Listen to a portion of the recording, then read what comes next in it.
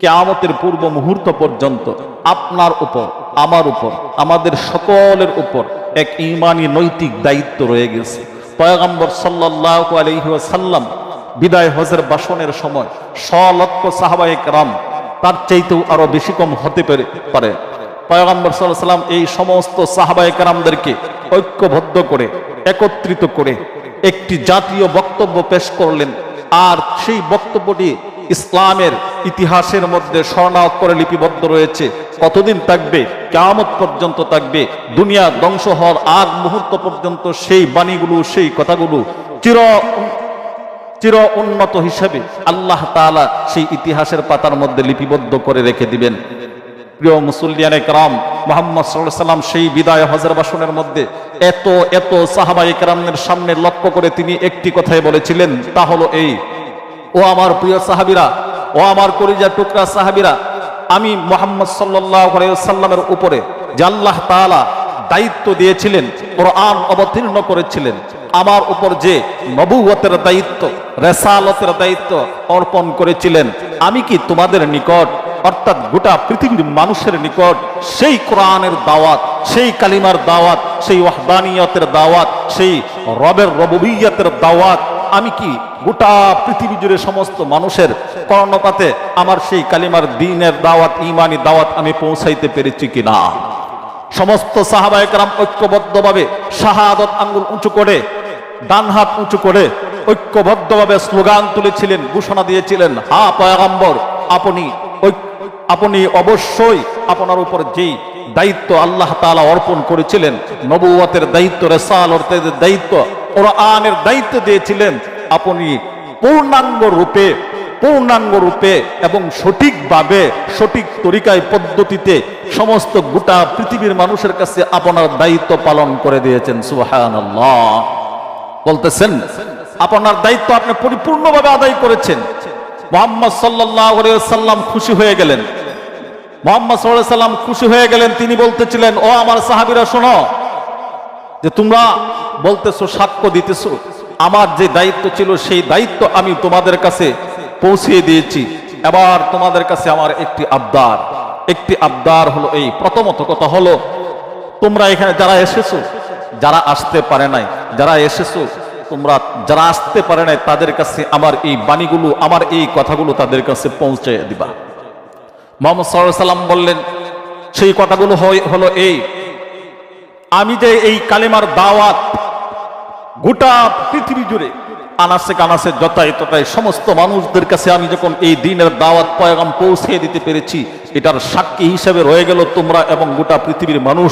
এই দাওয়াতটুকু প্রথমত পৌঁছে দিবা। আর 2 নাম্বার দাওয়াত হলো, আমার দ্বীন আমি কমপ্লিট করে গেলাম, আমার দ্বীন আমি পরিপূর্ণ করে গেলাম।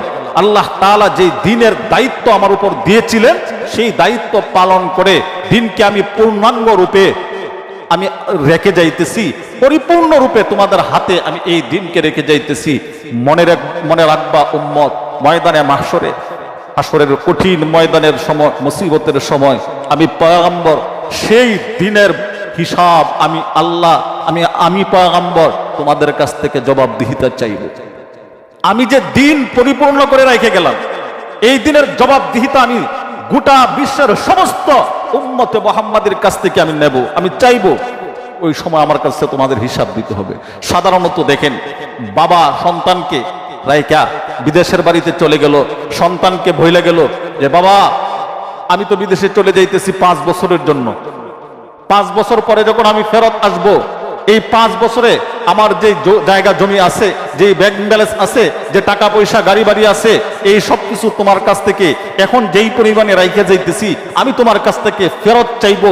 এটা কি এই পরিমাণ তুমি ধরে রাখতে পারো, বা এর চাইতে কমে যায় কিনা, নাকি তার চাইতে বাড়ে?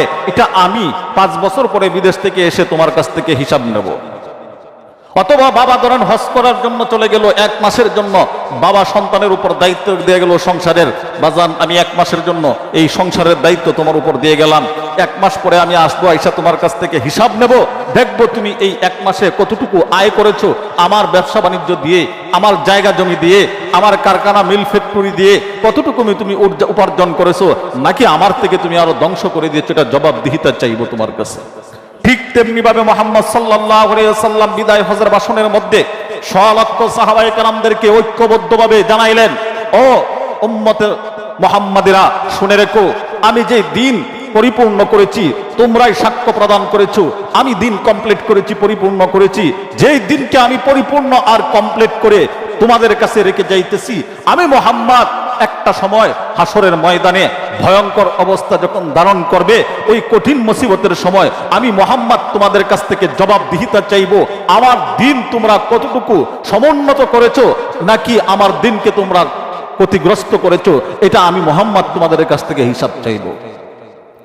সলক্ষ সাহাবায়ে কেরাম যারা উপস্থিত ছিলেন, সমস্ত সাহাবীরা এই বাণী, এই কথাগুলো পয়গম্বরের গোটা পৃথিবী উম্মতে মুহাম্মাদের কাছে পৌঁছে দিলেন। সমস্ত মানুষগুলো এই কথার সাক্ষ্য হয়ে গেলেন, আমিও সাক্ষ্য হয়ে গেলাম, আপনিও সাক্ষ্য হয়ে গেলেন। ও মুসলমান বন্ধুরা আমার, আমি এই কথাটাই আপনাদেরকে বলতে চাই, ময়দানে মাহশরে আল্লাহ তাআলা বিচার কার্যালয় যখন শুরু হবে, সেই বিচার কার্যালয় শুরু হওয়ার সময় আল্লাহর পয়গম্বর সাল্লাল্লাহু আলাইহি ওয়াসাল্লাম যখন সামনে আসবে, পয়গম্বর উম্মতে মুহাম্মাদের কাছ থেকে জবাবদিহিতা চাইবে, এই দিন তুমি কতটুকু পরিপূর্ণতা রেখেছো, কতটুকু লাভবান হয়েছো আর কতটুকু ক্ষতিগ্রস্ত হয়েছো। ইমানদার ভাইয়েরা আমার, একবার নিজের বিবেক নামক আদালতকে প্রশ্ন করে দেখেন।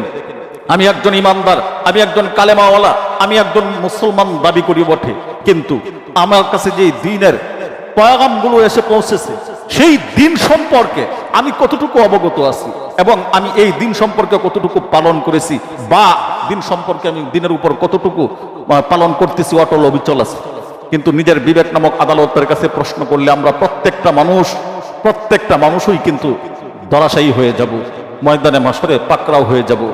দিন যেই পরিপূর্ণভাবে পয়গম্বর দান্দান মুবারক শহীদ করে, ও ভাই দান্দান মুবারক শহীদ করে নবীজি দিন কমপ্লিট করে গেছে, এমনিতে রাইখা যায় নাই।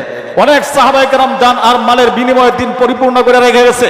এই দিনকে আপনি ছোট করবেন, হ্যাঁ প্রতিপূর্ণ করবেন, ক্ষতি করবেন, এটা মুহাম্মদ কখনো বরদাস্ত করবে না, সহ্য করবে না। আর একটা জিনিস মনে রাখবেন, ময়দানে মাহশরে যদি মুহাম্মদুর রাসূলুল্লাহ সাল্লাল্লাহু আলাইহি ওয়াসাল্লাম আমার থেকে আপনার থেকে চেহারা ফিরাইয়া নেই, আর আপনার জন্য আমার জন্য সুপারিশকারী সাহায্যকারী হিসেবে আর দ্বিতীয় কেউ থাকবে না। মুহাম্মদ সাল্লাল্লাহু আলাইহি ওয়াসাল্লামের সুপারিশ ব্যতীত, সাহায্যকারী ব্যতীত আর একটা কদমও সামনের দিকে জান্নাতের দিকে অগ্রসর হওয়া সম্ভব হবে না। তার মানে ময়দানে মাহশরে মুহাম্মদ সাল্লাল্লাহু আলাইহি ওয়াসাল্লামের সুপারিশের একান্ত প্রয়োজন যদি জান্নাতি হতে চাই। মুহাম্মদ সাল্লাল্লাহু আলাইহি ওয়াসাল্লামের কাছে যখন আমি আপনি দাঁড়াবো, তখন যদি আমার দ্বারা দিন কোনো ক্ষতি হয়ে থাকে, দিনের ক্ষতি কি? হয়তো প্রশ্ন জাগতে পারে যে হুজুর দিনের ক্ষতি বলতে কি বোঝায়? দিনের ক্ষতি হলো আপনার আমার উপর দায়িত্ব ছিল, প্রথমত দায়িত্ব ছিল নামাজ আদায় করা। নামাজ আদায় করতেছি না, প্রথম যে দিনের দায়িত্ব ছিল সেই দায়িত্বই আমার দ্বারা আদায় হয় নাই। তার মানে আমি প্রথমে ঈমানের, অর্থাৎ একজন মানুষ ইসলামের ভিতরে, দ্বীনের ভিতরে প্রবেশ করার জন্য যে 5 সিফত, 5 কোয়ালিটির কথা আমি আগেও এক জমায় বলেছিলাম, তার মধ্যে 2 নম্বর সিফত হলো নামাজ যদি কোনো একজন ব্যক্তি আদায় করে না, মনে রাখবেন ইসলামের 5 রুকুনের মধ্যে 2য় নাম্বার রুকুন তার মধ্যে ক্ষুণ্ণ হয়েছে, তার মধ্যে ক্ষতিগ্রস্ত হয়েছে, তার মাধ্যমে আঘাতপ্রাপ্ত হয়েছে ইসলামের 2য় নাম্বার রুকুন। আর যদি কোনো একজন ব্যক্তির মাধ্যমে ইসলামের 2য় নাম্বার, 3য় নাম্বার, 4র্থ নাম্বার, 5ম নাম্বার যে কোনো নাম্বারের একটি রুকুনকে তার মাধ্যমে ক্ষুণ্ণ হয়, ক্ষতিগ্রস্ততা হয়, মনে রাখবেন ময়দানে মাহশরে আল্লাহর পয়গম্বর তার থেকে চেহারাকে দূরে সরাইয়া নিবে। বলেন নাউজুবিল্লাহ। তার মানে যদি একজন ব্যক্তি নামাজ না পড়ে, ইসলামের 2য় নাম্বার রুকুন তার দ্বারা ধ্বংস হইতেছে, এটা তার দ্বারা ক্ষতিগ্রস্ত হইতেছে। 3 নাম্বার হলো রোজা। যদি একজন মানুষের উপর রোজা ফরজ থাকে, রোজার মাস পাওয়ার পরেও সেই রোজা রাখে না, তার দ্বারা ইসলামের 3য় নাম্বার রুকুন নষ্ট হইতেছে, ক্ষতিগ্রস্ততা হইতেছে। 4র্থ নাম্বার হলো হজ, যাকাত। এমনই ভাবে প্রত্যেকটি বিষয় আল্লাহ তাআলা হুকুম যে ছিল, হজ, যাকাত, নামাজ, রোজা, ঈমান আনয়ন করা, যে কোনো একটি বিষয়, এই 5টি থেকে যে কোনো একটা বিষয় যদি আপনার আমার মধ্য থেকে ছুটে যায়, আমি যদি পালন করতে না পারি, আমি যদি এটার উপর অটল অবিচল থাকতে না পারি, মনে রাখবেন ইসলামের রুকুন যে কোনো যেটা পালন করব না, সেটাই আমার মাধ্যমে ক্ষতিগ্রস্ত হয়েছে। আর আমি যদি আমার মাধ্যমে ক্ষতিগ্রস্ত হয়, তাহলে তো ময়দানে মাহশরে আমি আল্লাহর কাঠগড়ায় আসামি হিসেবে দাঁড়ায় যাবে। আমার কথাগুলো বুঝতে হয়তো আপনাদের একটু কষ্ট হতে পারে, কিন্তু কষ্ট হলেও একটু খেয়াল করলেও তেমন কষ্টের বিষয় কোনো কিছু না। একটা জিনিস লক্ষ্য করে দেখেন, ইসলামের ভিতরে মানুষ প্রবেশ করবে তো 5টা জিনিসের মাধ্যমে। 1 নাম্বার হলো কি, বুনিয়াল ইসলাম আলা খামসিন শাহাদাতি আল্লাহ ইলাহা ইল্লাল্লাহ ওয়া আন্না মুহাম্মাদান আবদুহু ওয়া রাসূলুহু ওয়া ইকামিস সালাতি ওয়া ইতাইজ যাকাতি ওয়াল হজ্জ ওয়া সাওমি রমাদান। পয়গম্বর সাল্লাল্লাহু আলাইহি ওয়াসাল্লাম বলেন 1 নাম্বার হলো নামাজ, রোজা, হজ, যাকাত। কালিমা, নামাজ, রোজা, হজ, যাকাত, এই যে 5টি বিষয়, 5টা বিষয়ের মধ্যে যে কোনো একটা বিষয় যদি আমার দ্বারা ক্ষতিগ্রস্ত হয়, ঈমান বলেন, নামাজ বলেন, রোজা বলেন, হজ বলেন, যাকাত বলেন, যে কোনো একটা যদি আমার মাধ্যমে ক্ষতিগ্রস্ত হয় মানে হুজুর আমি তো নামাজের বিরুদ্ধে আমি ওয়াজ করতেছি না, আমি তো নামাজের বিরুদ্ধে আমি পদক্ষেপ নিতেছি না, আমি তো আমার নামাজের বিরুদ্ধে আমি কথা বলতেছি না, রোজাদারের বিরুদ্ধে আমি তো আঘাত করতেছি না, যারা হজ করতেছে হাজী সাহেবের বিরুদ্ধে তো আমি কথা বলতেছি না। ও ভাই, তাদের বিরুদ্ধে কথা বললেই যে বিরোধিতা হবে বিষয়টা এমন নয়। বিষয়টা হলো আমি যদি সেইগুলো আমার উপর দায়িত্ব ছিল আদায় করা, পালন করা, সেই বস্তুগুলো আমি দায়িত্ব হিসেবে পালন করতে না পারাটাই হলো ইসলামের এই রুকনগুলো আমার দ্বারা কুণ্ঠিত হওয়া। এজন্য আপনাদের পায়ে হাত রেখে, সমাজ সচেতন মানুষ আপনারা সবাই জানেন, বুঝেন, ভালো মন্দ বুঝেন, এজন্য আপনাদের পায়ে হাত রেখে অনুরোধ করে এটাই বলবো, যেহেতু সময় কম, পায়ে হাত রেখে এটাই বলবো, দয়া করে মেহেরবানি করে জীবন বহু পরিচালনা করেছেন। এই যে আপনাদের আজকে দেখেন, আমার এই কথাগুলো বলা কতটুকু উচিত হবে জানি না, তারপরেও আমি মনে করি আমার ইমানি দায়িত্ব হিসাবে এটা আমার বলা দরকার। আগে নামাজ পরে কাজ, আগে নামাজ পরে সমাজ। আজকাল আমরা হয়ে গেছি কি জানেন, নামাজটা এমন ভাবে নিয়েছি, কিছু মানুষ নামাজটা এমন ভাবে নিয়েছি, কাজের ফাঁকে যারা 5 ওয়াক্তের নামাজি, দাড়ি টুপিও মাশাআল্লাহ, তিনারা আমরা এমন ভাবে নামাজটা নিয়েছি যেটা কাজের ফাঁকে, অবসর টাইমে যদি সময় হয়, হাতে সুযোগ থাকে, কোনো ঝামেলা না থাকে, তাহলে হুটহাট করে আইসা 2টা সাজদা দেব। এটা নামাজটাকে এমন ভাবে নিয়েছি। কিন্তু এটা নিয়ে নাই আমার আজকের দানগুলো রোদ উঠলে দানগুলো রোদে দেওয়া যেমন জরুরি, তার চেয়ে তো বেশি জরুরি আজকের জুমার নামাজটুকু। দানগুলো আমার ঠিকই, সেই ক্ষেত্রে রোদ্রে দেওয়ার জন্য আমি পেরেশান, পাগল পারা হয়ে গেলাম, কিন্তু আল্লাহর মহান হুকুম ছিল জুমার নামাজটুকু আদায় করা, এই ক্ষেত্রে আমি উদাসীন, এই ক্ষেত্রে আমার কোনো দায়িত্ব নাই। এটাকে নামাজি বলা হয় না, এটাকে সামাজিক নামাজি বলা হয়। আল্লাহ তাআলার সন্তুষ্টির লক্ষ্যে যে নামাজ পড়ার কথা ছিল সেই নামাজি হওয়া যায় না। সেই নামাজি তো ওই ব্যক্তি যা নামাজ পড়বে 5 ওয়াক্ত, সে শত কাজ আসবে। আমি গতকালকেও এই ফাজাইল আমলে কিতাবের মধ্যে হাদিস পড়েছি, এক সাহাবী যুদ্ধের ময়দানে যাওয়ার জন্য পয়গম্বর সাল্লাল্লাহু আলাইহি সাল্লাম বললেন, কিন্তু সাহাবী যুদ্ধের ময়দানে যেতে পারে নাই। তার বাগান ছিল, সেই বাগানের মায়ায় ফলের মৌসুম, খেজুর দিবে, এই মুহূর্তে চিন্তা করলো যদি আমি যুদ্ধের ময়দানে চলে যাই, আমার পাকা ফল বিক্রি করবে কে, এগুলো তো ক্ষতিগ্রস্ত হয়ে যাবে। এই চিন্তা চেতনায় তিনি যুদ্ধের ময়দানে, জিহাদের ময়দানে যান নাই। পরবর্তীতে জিহাদ শেষে যখন সাহাবায়ে কেরাম এবং পয়গম্বরে আরবি ফেরত আসলেন গাজী হিসেবে, আসার পরে তখন তিনি চিন্তা করলেন যে আমি তাদের সঙ্গে একটু মোলাকাত করি, সাক্ষাৎ করা হলো, জিজ্ঞাসা করা হলো তুমি কেন যাও নাই, যা আমি এই সম্পদের জন্য, এই মায়ায় আমি যেতে পারি নাই, না জানি আমি যাইলে আমার ফসল নষ্ট হয়ে যায়। পয়গম্বর সাল্লাল্লাহু আলাইহি সাল্লাম শুধু এতটুকু বললেন, যাদের অন্তরে ঈমানের লেশও পর্যন্ত জারি আছে, ওই ব্যক্তি কখনো আল্লাহর মহান হুকুম জিহাদের মতন পবিত্র ইবাদত ছেড়ে দিয়ে তার মালের পিছে দৌড়াইতে পারে না। যারা মালের পিছে দৌড়ায় তারা প্রকৃত ঈমানদার হইতে পারে না।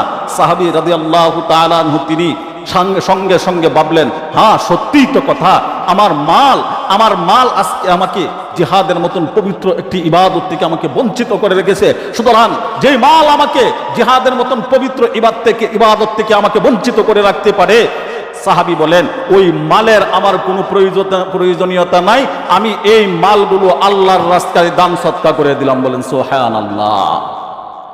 যে মাল আজকে কাজ আমাকে দান শুকানো আমাকে নামাজ আনতে পারে না, মনে রাখবেন এই দান শুকানোটাই আপনার জাহান্নামের কারণ হবে। খের শুকানোটাই আপনার জাহান্নামের কারণ হবে। আগে নামাজ পড়ে কাজ, আগে নামাজ পড়ে কাজ, আগে নামাজ পড়ে সমাজ। কিভাবে বুঝাইবো আপনাদেরকে? হয়তো বলবেন হুজুর বৈশাখ মাসের দিন কাজের সময় এরপরে তো হাট করে কঠিন করে কথা বলেন। কঠিন করে তো আল্লাহ যেহেতু ছাড় দেয় নাই, আমি 1.5 টাকার ইমাম সাহেব আপনাকে ছাড় দিয়ে কথা বলবো কিভাবে? মসজিদ খালি, এত বড় মহল্লা। আফসোস আর দুঃখের পরিতাপের বিষয়, এই আধা ঘন্টা 20 মিনিট সময়ের জন্য আপনার হাতে সময় হয় না। না, জুমার নামাজের পরে যে আপনি বেঁচে ভাত খাইবেন, পানি খাইবেন, যে দান শুকাইতেছেন এই দানের চাউলের ভাত খাইবেন, এইটার নিশ্চয়তা কোথায় পাইলেন? কেমনে বুঝবে না? আল্লাহ তাআলা যে কথা